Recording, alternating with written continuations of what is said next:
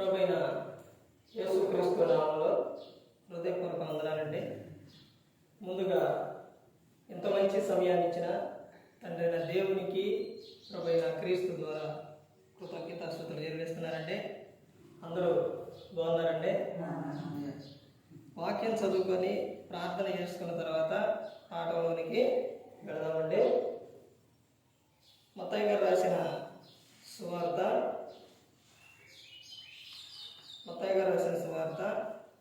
23వ అధ్యాయం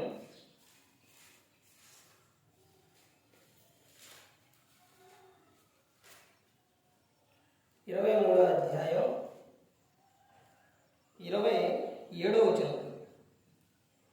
అయ్యో వేషధారులైన శాస్త్రులారా, పరిసయ్యులారా, మీరు సున్నగొట్టిన సమాధులను పోలి ఉన్నారు.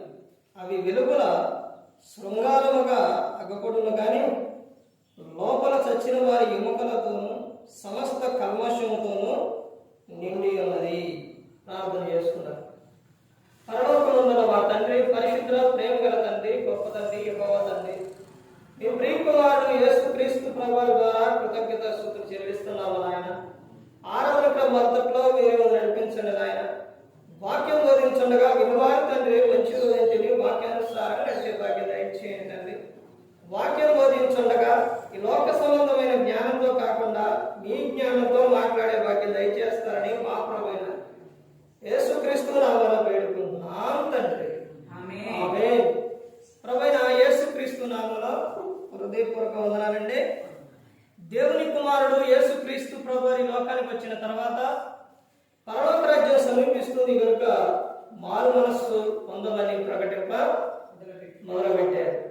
అలా యేసుక్రీస్తు ప్రభువు చెబుతూ చాలా విషయాలు చెప్పారు.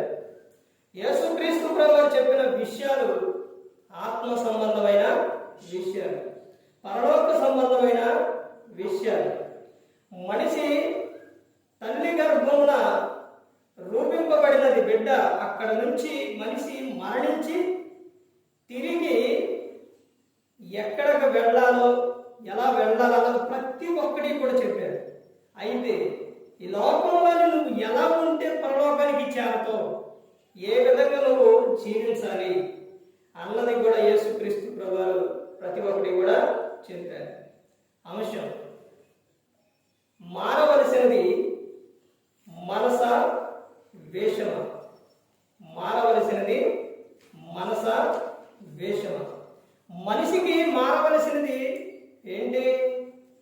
మనిషి మార్చుకునే విధానం మారేది ఏంటంటే పైకి వేషం, పైకి భక్తి, కానీ లోపల శక్తి మాత్రం లేదు.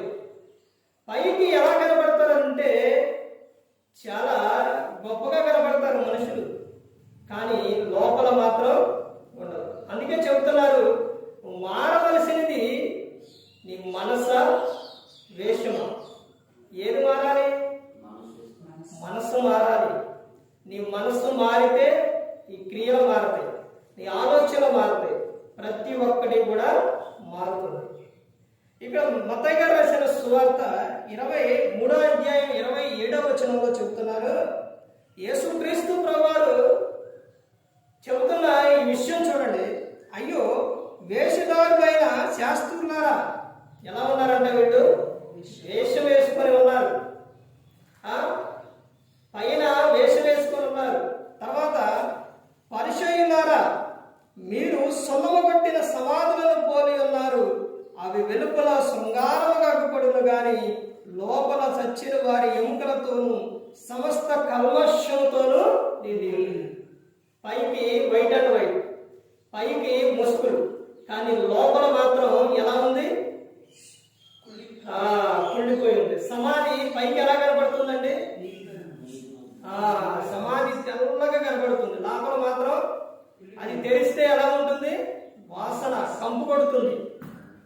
అలాగే మనిషి ఎలా ఉన్నాడంటే పైకి బాగానే ఉండగాని లోపల హృదయం అనేది చెడిపోయింది. లోపల హృదయం దేనితో నిండి ఉన్నదంటే ఇక్కడ చెబుతున్న విషయం చూడండి.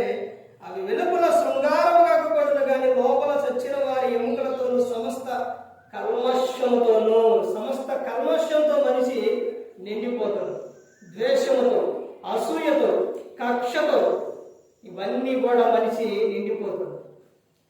అలాంటి విధానంలో మనిషి ఉండిపోతే అది ఎంత ప్రమాదం అని అంటే, ఒకనాడు ఆదం గారు హవ్వ కుమారుడు కయ్యోను హేబేలు. కయ్యోను పెద్ద ఆయన, కానీ తమ్ముడి మీద ఏం పెట్టుకున్నారండి? కల్మషం, కోపం, ద్వేషం, అసూయ, కక్ష ఇవన్నీ పెట్టుకున్నారు. అవి గన నీలో ఉంటే, అవి గన నీలో తీసి వేయకపోతే చాలా ప్రమాదం అండి. కోపాన్ని కానీ ఏదైనా కానీ నీలో నివాసం చేస్తే, అది నీలో సుఖ నివాసం చేస్తే అది చాలా ప్రమాదం.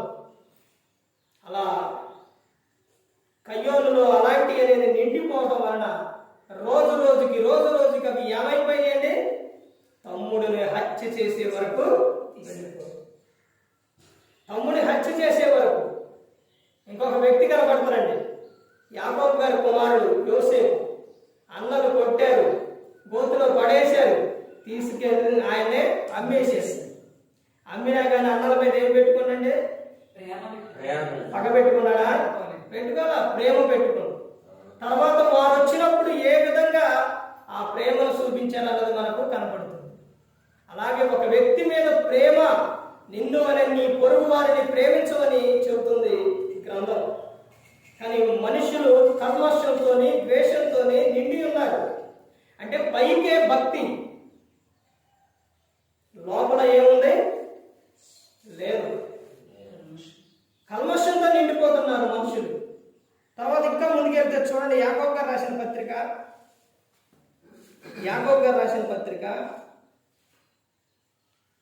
1వ అధ్యాయం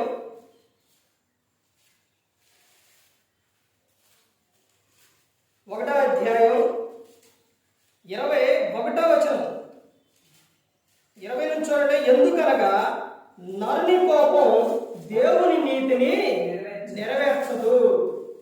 నరుని కోపం నీలో నివాసం అనేది చేయకూడదు. ఆ కోపం నీలో ఉంటే నువ్వు దేవుని నీతిని నెరవేర్చలేరండి.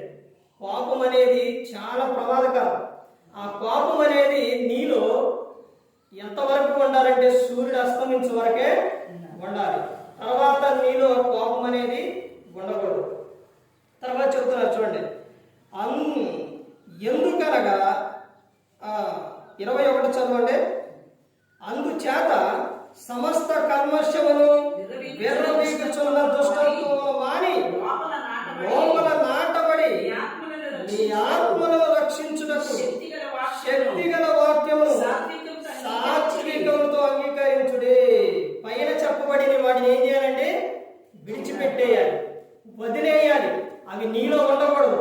క్రైస్తవుడు అయినందుకు, క్రీస్తుని నమ్ముకున్న తర్వాత మరలా నీలో ఇవి ఎందుకు కనబడుతున్నాయి అంటే, నువ్వు నమ్మి మారు మనసు పొంది నువ్వు బాప్తిసం తీసుకోలేదా? నువ్వు మారు మనసు పొంది నువ్వు తీసుకోలేదు బాప్తిసం. నువ్వు మనసు మారితే, నువ్వు మారు మనసు పొందితే నీలో కనబడుతున్న ఆత్మ ఫలాలు కనబడతాయండి. శరీర కార్యాలు నీలో కనబడవు. రోజున మనిషి కొన్నిటికి బానిస అయిపోతాడు. మనిషి మందుకు బానిస, తిరుగుడుకు బానిస. నువ్వు క్రైస్తవుడు అయితే దుష్టుల ఆలోచన చొప్పున నడుస్తావు. నువ్వు పాపుల మార్గంలో నిలుస్తావా? అపహాసం కూర్చుండి చూడాలి, నువ్వు కూర్చుంటావా? కూర్చోవు. క్రీస్తుని నీ హృదయంలో ప్రతిష్ఠిస్తే, క్రీస్తుని నీ హృదయంలో ఆహ్వానిస్తే నీ క్రియలు మారిపోతాయి. హృదయం నిండిన దానిని బట్టే నోరు మాట్లాడుతుంది అని చెప్పారు. నీ హృదయం దేనిదైతే నిండి ఉందో అదే నీ నోరు మాట్లాడుతుంది. హృదయము ఆలోచన మనిషికి కేంద్రము లాంటి. అందుకనే చెప్తారు అపోస్తలుడైన పౌలు గారు ఫిలిప్పీయులకు రాసిన పత్రిక 4వ అధ్యాయం 4వ వచనం నుంచి 7వ వచనం వరకు అక్కడ చూస్తే 7వ వచనంలో ఏమని చెప్తారంటే, అప్పుడు సమస్త జ్ఞానములకు మించిన దేవుని సమాధానం యేసు క్రీస్తు వలన మీ హృదయములకును మీ తలంపులకు కావలియుండును. ఆయన కావలి ఉండాలి. ఆయన కావలే లేకపోతే మనిషి భయంకరమైన స్థితికి వెళ్ళిపోతాడు. మారవలసినది నీ మనసు మారాలి. ఈ రోజున క్రైస్తవుల మనసు మారట్లా. నీ మనసు మారితే ఆరాధన స్టార్ట్ చేయగానే వస్తువు. దేవుని మందిరం విషయంలో నిర్లక్ష్యం చేయవు. నీ హృదయం అనే మందిర విషయంలో నిర్లక్ష్యం చేయవు నువ్వు, దాన్ని పాడు చేసుకోవు నువ్వు, నీ దేహాన్ని పాడు చేయవు. కానీ నీ మనసు మారలా, నీ మనసు మారలా. నీకు సమస్తం ప్రతి ఒక్కటి తెలుసు. మందు తాగకూడదని తెలుసు, అది తాగితే తప్పు అని తెలుసు, దేహం పాడైతుందని తెలుసు. ధూమపానం చేయకూడదని తెలుసు, అది తాగితే అది రక్తంలోకి వెళ్ళిపోయి ఆ దేహాన్ని, నా రక్తం మొత్తం పాడు చేస్తుంది అని తెలుసు. దొంగిలించకూడదని నీకు తెలుసు, వ్యభిచారించకూడదని తెలుసు. ఇవన్నీ మనిషికి తెలుసు. కానీ కావాలనే ఏం చేస్తున్నారు? తప్పులు చేస్తున్నారు. కానీ ఒక రోజు అనేది ఉంటుంది. ఆ రోజు నా క్రీస్తు ఎదుట నిలబడ్డప్పుడు ఏం చెప్పాలంటే లెక్క చెప్పవలసిన వారిగా ఉన్నారు. ఇక్కడ ఏమని చెప్తున్నారు చూడండి. అందుచేత సమస్త కల్మషమును విర్రవీగుచున్న దుష్టత్వమును మాని.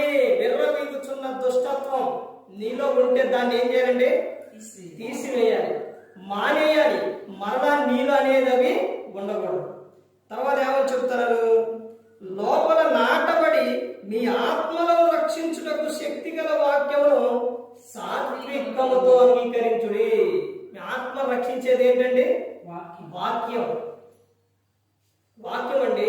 శరీరానికి ఆకలి ఆహారం, భోజనం ఎలాగో ఆత్మకు కూడా ఆహారం వాక్యం. ఆ వాక్యమును సాత్వికంతో అంగీకరించాలి. యేసుక్రీస్తు ప్రభువు కొండ మీద చెప్పిన ధన్యతలు, మత్తయి గారు రాసిన సువార్త 5వ అధ్యాయంలో ధన్యతలు ఉంటాయి. అందులోని ఈ సాత్వికం గురించి చెబుతారు. ఒకటి, సాత్వికులు ధన్యులు, వారు భూలోకంలో స్వతంత్రించుకుంటారు. అంటే నువ్వు ఎంత సాత్వికంగా ఉంటే నువ్వు ఈ లోకంలో ఏం చేస్తావు? నువ్వు స్వతంత్రించుకుంటావు. ఎందరో సామెత చెబుతారు, నోరు మంచిదైతే ఊరు మంచిదైతుందని చెబుతారు. కాలు జారినా తీసుకోవచ్చు, కానీ నోరు జారితే తీసుకోలేరు. సాత్వికంతో నువ్వు ఉన్నప్పుడు, ప్రేమ కలిగి నువ్వు ఉన్నప్పుడు, నువ్వు ఎక్కడున్నా కానీ అందరూ నీకు మిత్రులు అవుతారు. నీ నోరు కంట్రోల్లో లేకపోతే, నీ ఆలోచన కంట్రోల్లో లేకపోతే, నీ ప్రవర్తన సరిగ్గా లేకపోతే నీకు ఎక్కడున్న శత్రువులే తయారవుతారు. ఎందుకని కారణం అంటే నువ్వు ఆ విధంగా ఉన్నావు కాబట్టి, నీలో సాత్వికం అనేది లేదు కాబట్టి.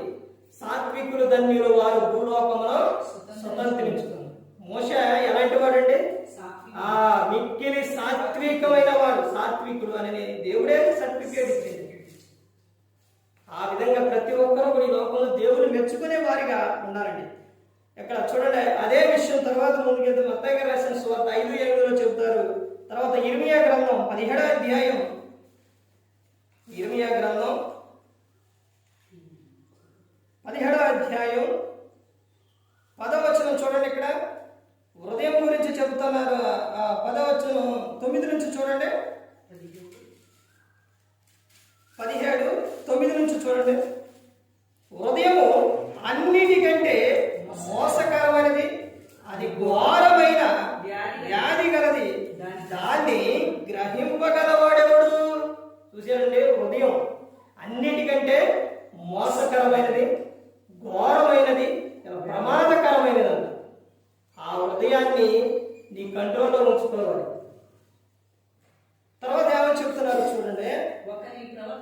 ఒకని ప్రవర్తనను బట్టి వాని క్రియల ఫలము చొప్పున ప్రతీకారము చేయుటకు యెహోవాను నేను హృదయములను పరిశోధించువాడను, అంతరేంద్రియములను పరీక్షించువాడను. యెహోవా తండ్రి చెప్తున్నారు, ఇదిగో నాయన, నిన్ను కలుగు చేసిన తల్లి గర్భంలో పిండంగా ఉన్న కానించి నువ్వు నాకు తెలుసు.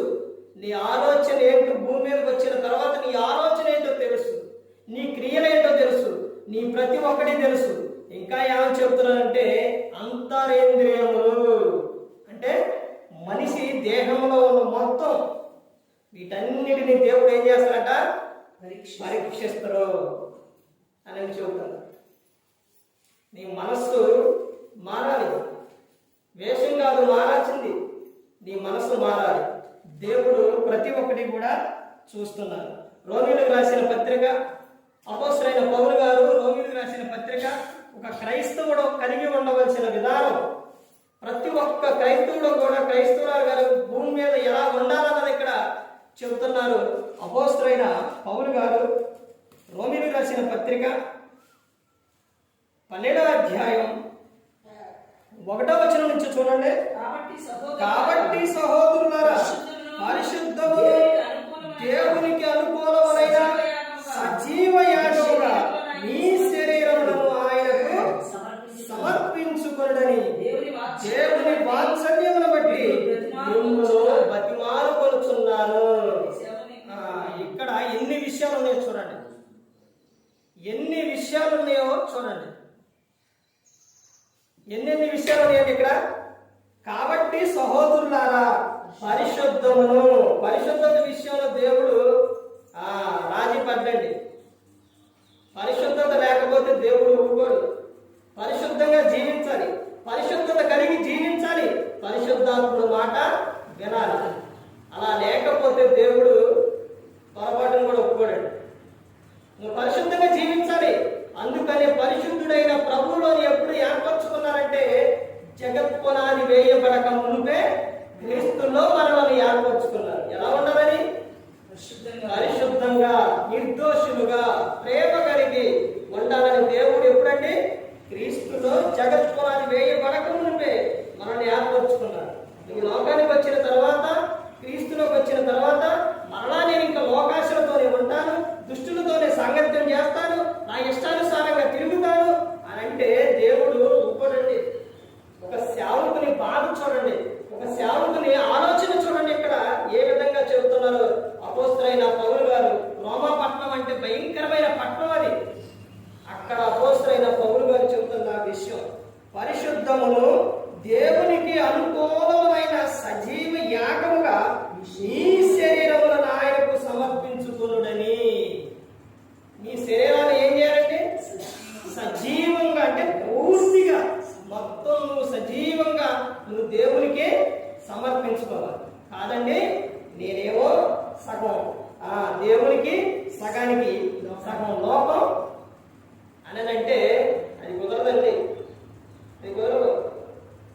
నువ్వు ఒక చాట జాబ్ చేస్తున్నారనుకోండి, లేదా ఒక చాట పనికి వెళ్ళారనుకోండి, ఆ పనికి వెళ్ళిన ఆయన అక్కడ పనికి పెట్టుకున్న ఆయన దగ్గరకు వెళ్ళి మీరు అక్కడ కొంచెం సేపు చేసి మరలా ఇంకొక చాటకు వెళ్ళి పక్కన ఇంకొక అక్కడ కొంచెం సేపు చేస్తే ఆ పెట్టుకున్న యజమానులు ఒప్పుకుంటారండి?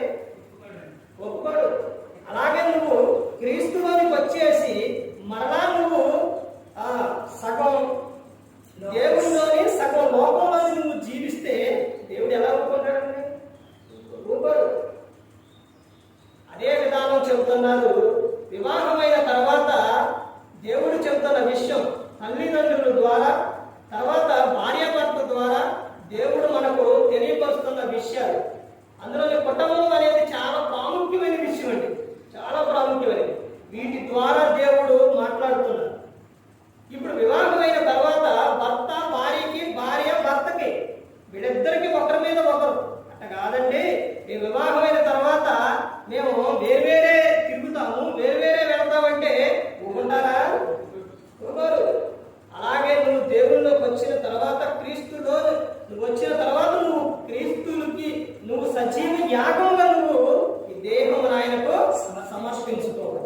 నేను ఇంకా మద్యం తాగుతా, తిరుగుతాను, ధూమపానం చేస్తాను, దొంగతనాలు చేస్తాను, వ్యభిచారం చేస్తాను, బూతులు మాట్లాడతాను, వాళ్ళ మీద వీళ్ళ మీద గొడవలకు వెళ్తాను, పోకిరి మాటలు మాట్లాడతాను, నా ఇష్టానుసారంగా జీవిస్తానంటే దేవుడు ఊరుకోడు. నీ చూపు కానీ, నీ ఆలోచన కానీ, నీ మాట తీరు కానీ, నీ నడక కానీ ప్రతి ఒక్కటి కూడా చాలా జాగ్రత్తగా ఉండాలి. సజీవ యాగంగా ఆయనకు సమర్పించుకోవాలి. కీర్తనలో 139 కీర్తనలో ఏమని చెప్తారంటే, నువ్వు కూర్చుండుట, లేచుట, పడుకొనుట ఎక్కడ ప్రతి ఒక్కటి కూడా నాకు తెలుసు. నేను ప్రతి ఒక్కటి నేను చూస్తున్నా. ఆకాశం ఆలకించు, భూమి చెవియకు సాక్షులు పెట్టారు. ఎక్కడ తప్పించుకుంటామండి? ఎక్కడ తప్పించుకుంటావు? మనుషులు పలుకు వ్యర్థమైన ప్రతి మాటను గురించి విమర్శ దినమున లెక్క చెప్పవలసి ఉన్నది. నీ మాటలను బట్టే నీతిమంతుడు అని, నీ మాటలను బట్టే అపరాధి అని తీర్పు నొందుదు అని చెప్తారు.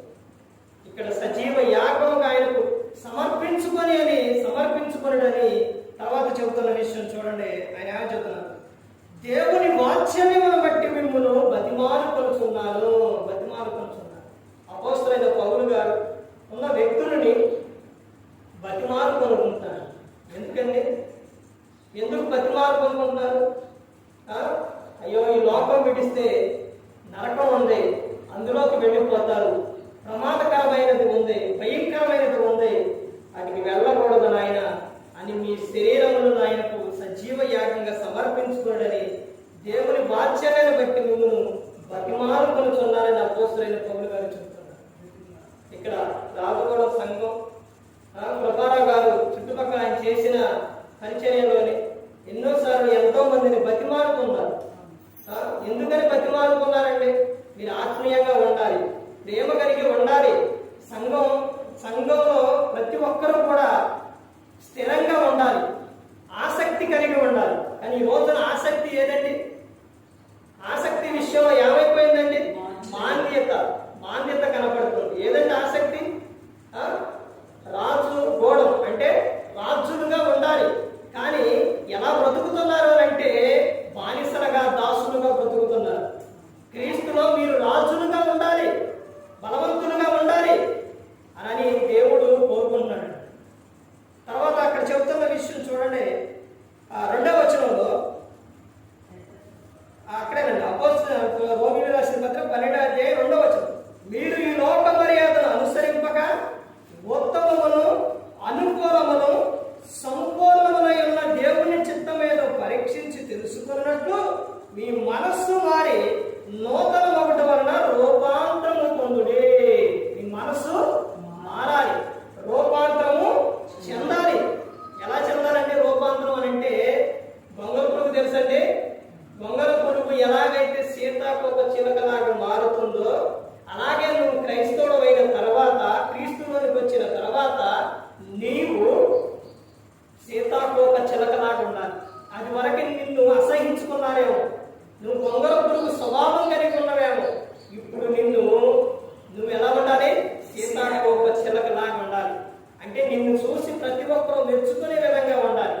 ఇదిగో ఇది వరకే ఎంత భయంకరమైన విధంగా మాట తీరు ఇది వరకు ఎంత భయంకరంగా ఉండేది, ప్రవర్తన ఎంత భయంకరంగా ఉండేది, ఈయన ఏ విధంగా తాగేవాడు, ఇప్పుడు దేవుళ్ళలోకి వచ్చిన తర్వాత ఎలా మారాడంటే చూడండి అని మనం చెప్పుకోవాలి. మంచి సాక్ష్యం కలిగి ఉండాలి, మంచి ప్రవర్తన కలిగి ఉండాలి. నువ్వు నీ మనస్సు మారి నువ్వేవాలండి? నూతన పరచబడాలి, నూతన క్రియలో. ఇదిగో పాతవన్నీ కూడా ఏమైపోయినాయంటే కట్టించిపోయి ఇక వాటిని వదిలేసాయి. ఇప్పుడు నూతనంగా దేవునిలోని నువ్వు ఏ విధంగా ఉండాలంటే ఎదగాలి. నువ్వు నూతనత్వం కలిగి జీవించాలి. తర్వాత ఇంకా చెబుతున్న విషయం చూడండి, 10వ అధ్యాయం అపోస్తలుడైన పౌలు గారు రోమీయులకు రాసిన పత్రిక 10వ అధ్యాయం 3వ వచనం చూడండి. ఏలయనగా వారు దేవుని నీతి నిలువక స్వనీతిని స్థాపింపబూనుకొనుచు దేవుని నీతికి లోబడలేదు.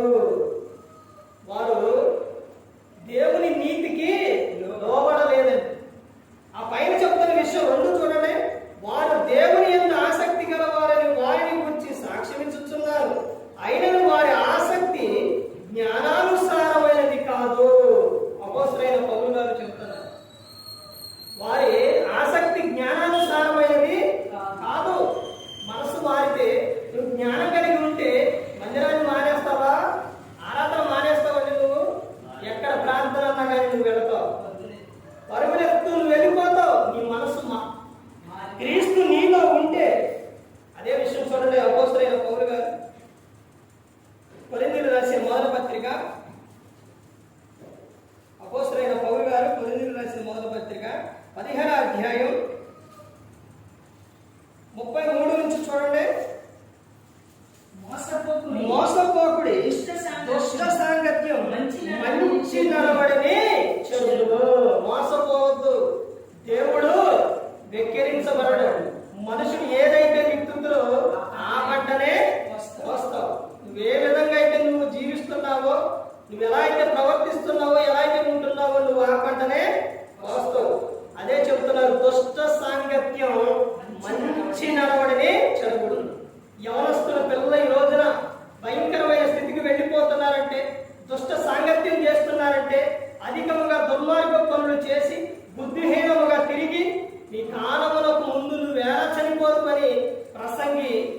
అధ్యాయం 17వ వచనంలో చెబుతున్నారు. దుష్ట సాంగత్యాలు, వాటి వలన ఎంత ప్రమాదం. యవనస్తులకైనా పెద్దలకైనా ప్రతి ఒక్కరు కూడా దుష్ట సాంగత్యం మంచి నడవడని చెరుపుతుంది. అందుకని నువ్వు దుష్టులతో సాంగత్యం అనేది చేయకూడదు.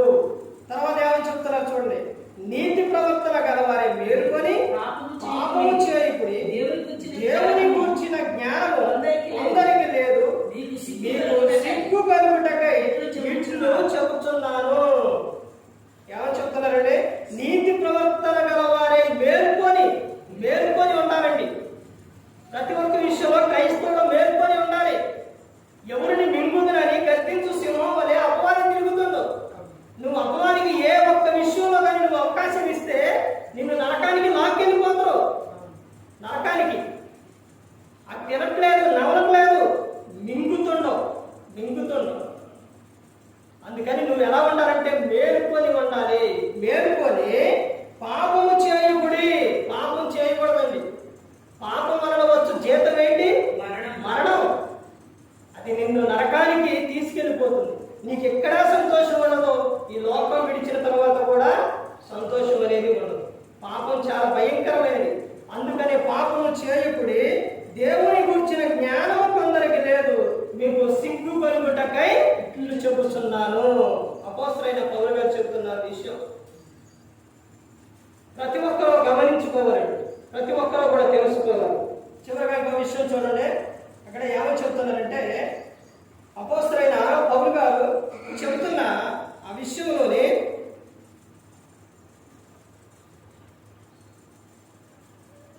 ప్రతి ఒక్కరూ కూడా కలిగి ఉండవలసిన విషయం ఏంటంటే అపోస్తలుడైన చూడండి, అపోస్తలుల కార్యాలు 2వ అధ్యాయం 38 చూడండి. పేతురు మీరు మారుమనసు పొంది పాప క్షమాపణ నిమిత్తం ప్రతివాడు యేసుక్రీస్తు నామమున బాప్తిస్మం పొందుడి, అప్పుడు మీరు పరిశుద్ధాత్మను వరం పొందుదురు. పరిశుద్ధాత్ముడు వచ్చిన తర్వాత ఆ వరం పొందితే మీరు ఆ పరిశుద్ధాత్ముడు చేసే పని ఏంటండి? పరిశుద్ధాత్మ పని ఏంటండి? మిమ్మల్ని సర్వ సత్యములోనికి నడిపిస్తారు. యేసుక్రీస్తు ప్రభువు ఏదైతే చెప్పారో అది మరలా మనకు గుర్తు చేస్తూ ఉంటారు.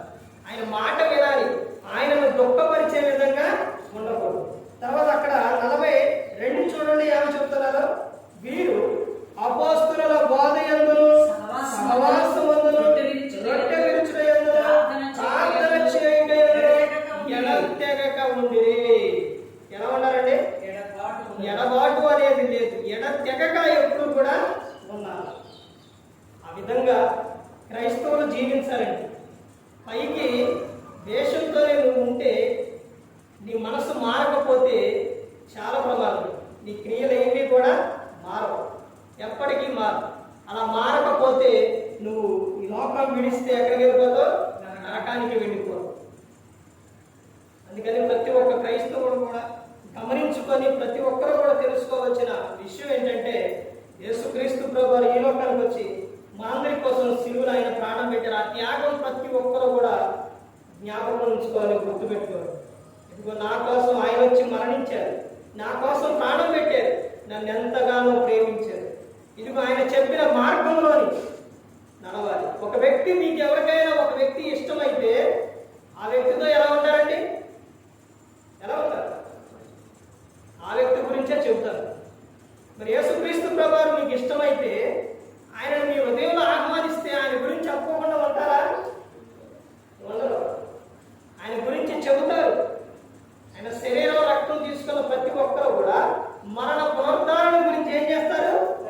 ప్రకటిస్తారు, చెబుతారు. ఒక వ్యక్తి ఇష్టమైతే దూరంగా వెళ్ళిపోతే ఆ వ్యక్తికి ఫోన్ చేసి అయినా మాట్లాడాలని అనుకుంటారు. ఆ వ్యక్తి ఫోన్ కలవట్లేదు అనుకోండి, ఏం చేస్తారు? పక్కన నెంబర్ తీసుకుంటారు. ఎంతో ట్రై చేస్తారు, వాళ్ళ బంధువులు చేస్తారు. ఆ నెంబర్ తీసుకొని ఏదో విధంగా మాట్లాడాలి. మరి దేవునితో నువ్వు మాట్లాడుకునే అనుభవం ఉందండి? దేవునితో మాట్లాడుకున్నారా? కుటుంబంలో కుటుంబ ప్రార్థన ఉందా? ప్రతి దినము కూడా దేవునితో మాట్లాడుకునే వారిగా ఉండాలండి. ప్రతి దినము కూడా, ఒక రోజు కాదు, మనం ప్రతి దినము కూడా రోజుకి మా వ్యక్తులు 3 సార్లు ఫోన్ చేస్తారు. మరి దేవునితో నువ్వు ఎంతసేపు మాట్లాడుకుంటున్నావు? దేవునితో నువ్వు ఎన్నిసార్లు దేవునితో మాట్లాడుకుంటున్నావు? ప్రార్థన అనగా దేవుడు మనతో మాట్లాడు. ప్రార్థన అనగా మనం దేవునితో మాట్లాడటం. వాక్యం అనగా దేవుడు మనతో మాట్లాడు. దీని వాక్యము ద్వారా దేవుడు ప్రతి ఒక్కరితో మాట్లాడు. ఎలా జీవించాలో, ఎలా మాట్లాడాలో, ఎలా ఉండాలో అన్నది ప్రతి ఒక్కటి కూడా దేవుడు మనకు, ఇది దేవుని ప్రేమ లేకండి, ప్రేమ లేక. ఈ గ్రంథం మన చేతికి రావడానికి ఎంతో మంది చనిపోయారు, ఎంతో మంది భక్తుల మరణాలు. ఈ గ్రంథం అంటే ఈ రోజున చాలా మందికి ఏమైపోయిందండి? చీప్ అయిపోయింది, చులకనైపోయింది. రాంకి సాగించేటప్పుడు నిలబడతారండి. నిలబడ్డప్పుడు బైబిల్ ఎక్కడ ఉంటాయండి? బైబిల్ ఎక్కడ ఉంటుంది? ఇది ఏం గ్రంథం అండి? దైవ గ్రంథం, పరిశుద్ధమైన గ్రంథం. బైబిల్ కాలకాడ మనమేమో నుంచోని అలా ఉండకూడదండి. తర్వాత ప్రార్థన అయిపోయిన తర్వాత తీసుకుని ఎక్కడ పెడతారు? టీవీ కాడ, షెల్ఫుల్లోని కాడ ఎదురుగా ఇలా పెడతారు. గ్రంథాన్ని ఎప్పుడు కూడా చులకన చేయకూడదండి. ఇది పరిశుద్ధ గ్రంథం, దేవుని గ్రంథం. చాలా జాగ్రత్త కలిగి ఉండాలండి. ఇలా ప్రతి ఒక్క విషయంలో క్రైస్తవుడు ప్రతి ఒక్క విషయంలో జాగ్రత్త తీసుకోవాలి. అలా తీసుకోవాలి అంటే నీ మనస్సు మారాలి. నీ మనస్సు మారకుండా నువ్వేది కూడా చేయలేవు, నీ క్రియలు కూడా మారాలి. అందుకని ప్రతి ఒక్కరు కూడా ఈ లోకంలో ఆశీర్వాదకరంగా ఉండాలి, దీవించబడాలి, పరిశుద్ధంగా జీవించాలి, ప్రేమ కలిగి ఉండాలి. ఈ లోకం విడిచినప్పుడు పరలోకానికి చేరాలనే యేసుక్రీస్తు ప్రభువారు కోరుకుంటారు. దేవుని కోరిక. అందుకని ప్రతి ఒక్కరు కూడా దేవుని యందు భయభక్తులు కలిగి పరిశుద్ధాత్మ మాట ఇంటూ హృదయ శుద్ధిని కాపాడుకుంటూ క్రీస్తుని పోలి నడుచుకున్నప్పుడు ఈ లోకం విడిచినప్పుడు పరలోకానికి చేరుకుంటారు. మరి ఈ విధంగా నిలబెట్టి మాట్లాడించిన తండ్రి దేవునికి కృతజ్ఞతాస్తుతులు చెల్లిస్తూ ఇంతవరకు శ్రద్ధగా ఉన్న మీకు ప్రభు పేరున హృదయపూర్వకంగా చెల్లిస్తూ మాటలు ముగిస్తున్నారు. అందరికీ వందనాలు.